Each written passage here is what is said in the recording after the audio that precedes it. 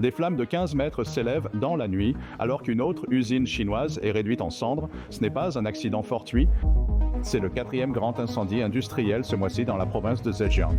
Les travailleurs luttent pour les salaires et mettent le feu à l'usine. Cette tendance pourrait se propager à travers la Chine. En Chine, des ouvriers d'usine protestent pour réclamer leurs salaires impayés, une conséquence directe des tarifs douaniers globaux du président Trump sur les importations chinoises. En cette fin d'année, les tensions liées aux conflits salariaux en Chine atteignent leur paroxysme. Cette année, de nombreuses régions ont connu des méthodes extrêmes utilisées par les travailleurs pour obtenir leurs salaires impayés.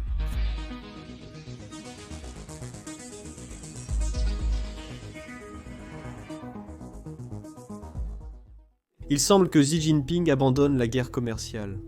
Trump vient d'annoncer que la Chine accepte d'ouvrir totalement les marchés des pays aux entreprises américaines. Bien que cela ne garantisse pas que la Chine agira ainsi, c'est certainement un bon début pour les négociations. Maintenant, la raison pour laquelle la Chine est ouverte à quelque chose d'aussi drastique est simple et évidente. Apple a récemment annoncé qu'il allait quitter la Chine et déplacer sa production en Inde. Mais le déménagement d'Apple n'est qu'un microcosme d'une tendance plus grande qui se produit actuellement. Les entreprises, surtout étrangères, et les capitaux étrangers quittent massivement la Chine. Le Parti communiste chinois ne peut pas prolonger cette guerre commerciale pendant que cela se produit. Parce qu'une fois que les entreprises décident d'installer une usine ailleurs, elles ne reviennent pas.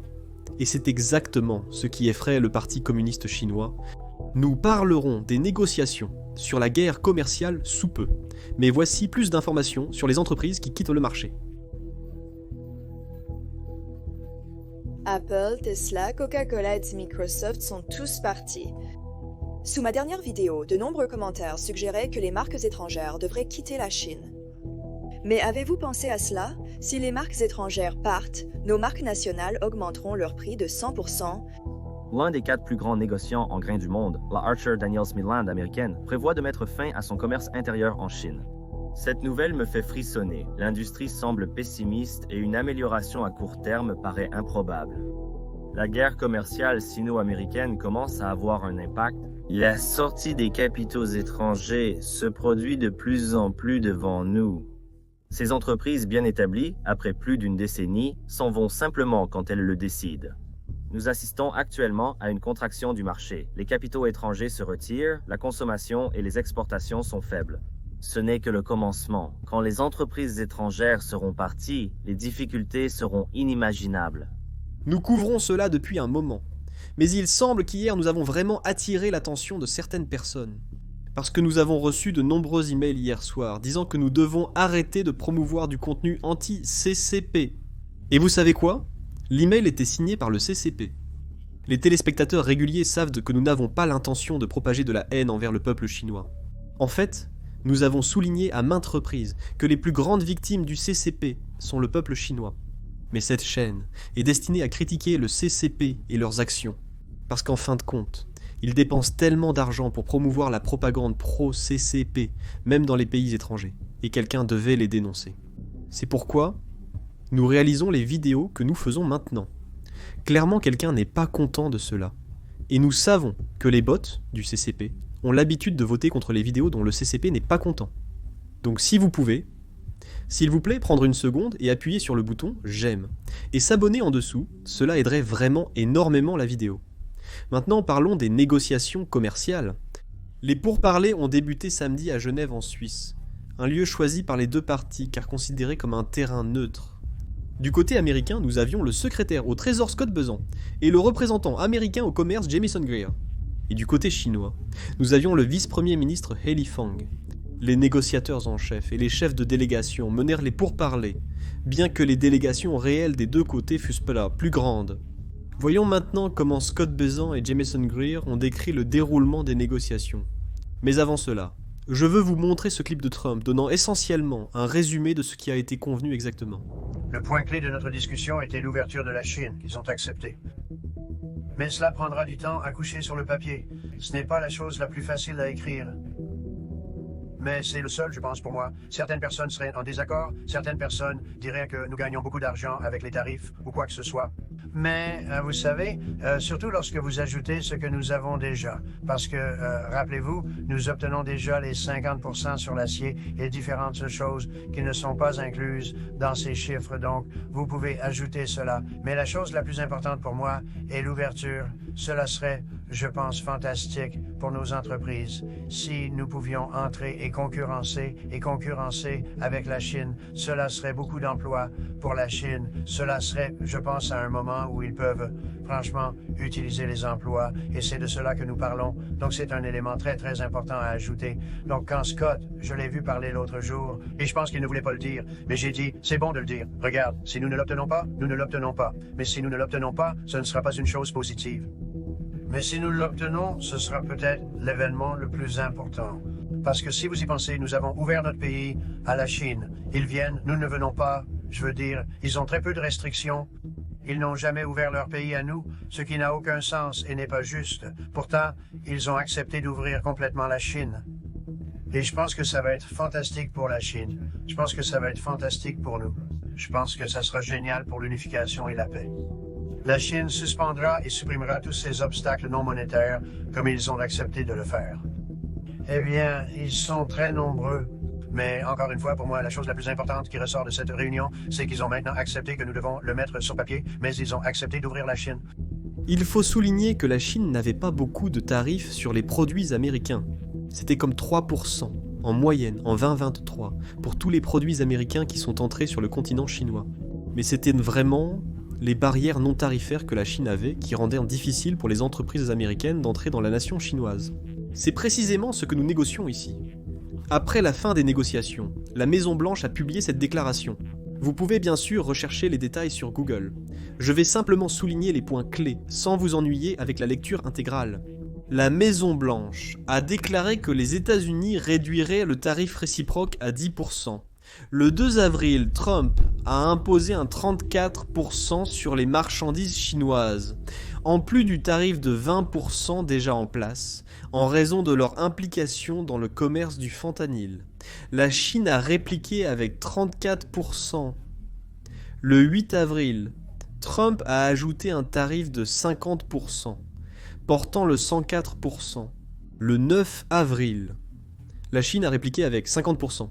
Trump a donc riposté en imposant un total de 145%. Donc, à la fin, nous avions un tarif réciproque de 125% et un tarif fentanyl de 20%. Essentiellement le tarif comme une punition pour l'envoi de fentanyl aux États-Unis. Maintenant, ce 125% est maintenant réduit à 10%, mais ce 20% pour le fentanyl reste en place. Eh bien, en retour, la Chine a également décidé de réduire son tarif à 10%, tout comme les États-Unis. Le tarif réciproque entre les États-Unis et la Chine est maintenu à 10%. Maintenant, ces 10% ne sont pas le chiffre final. C'est juste pour les prochains 90 jours pendant que les négociations mènent, espérons-le, à un accord commercial permanent. C'est ici que j'ai remarqué quelque chose d'intéressant. La déclaration ne mentionne rien sur le fait que la Chine lève les restrictions sur les terres rares et toutes les autres choses qu'ils ont faites. Vous voyez ? Les États-Unis importent directement environ 460 milliards de dollars de marchandises en provenance de Chine. Et en retour, la Chine importe seulement environ 140 milliards de dollars de marchandises. La Chine ne pouvait pas imposer les mêmes tarifs sur les marchandises importées, car elle importe bien moins des États-Unis que l'inverse.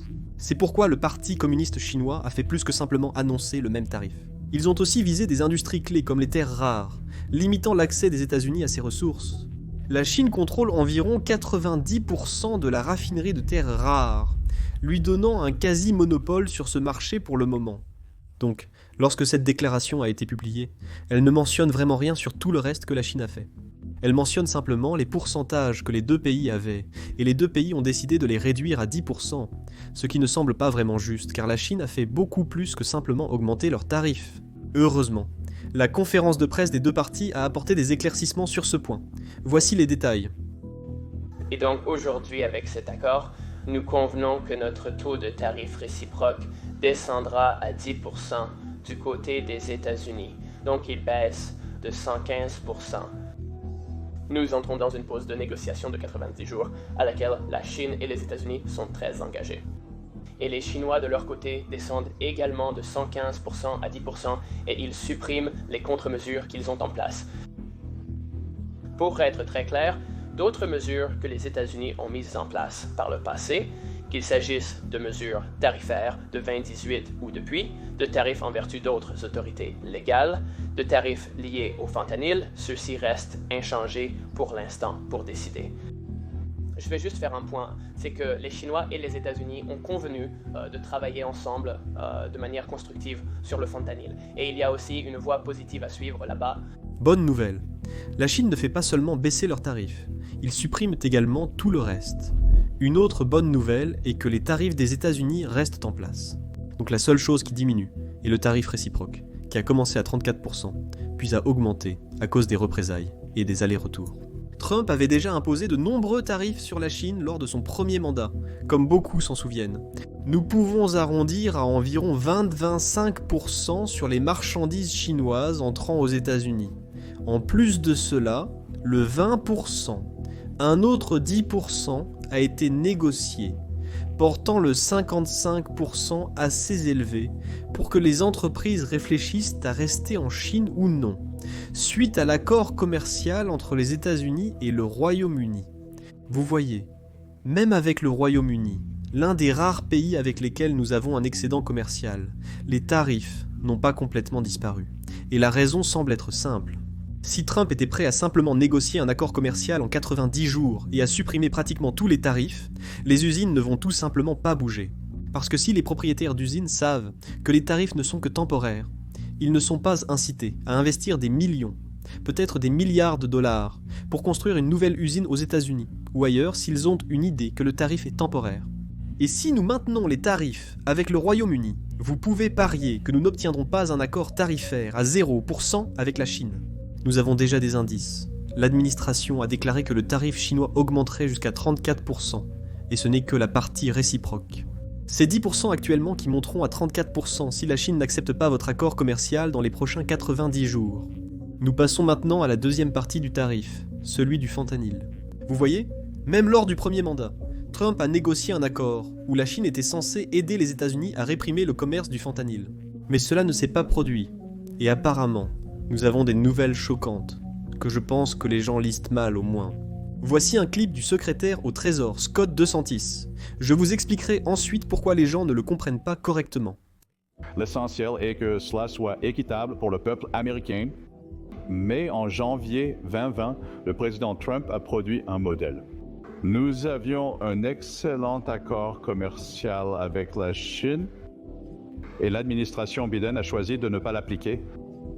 La délégation chinoise nous a essentiellement dit qu'une fois que le président Biden a pris ses fonctions, ils ont simplement ignoré leurs obligations.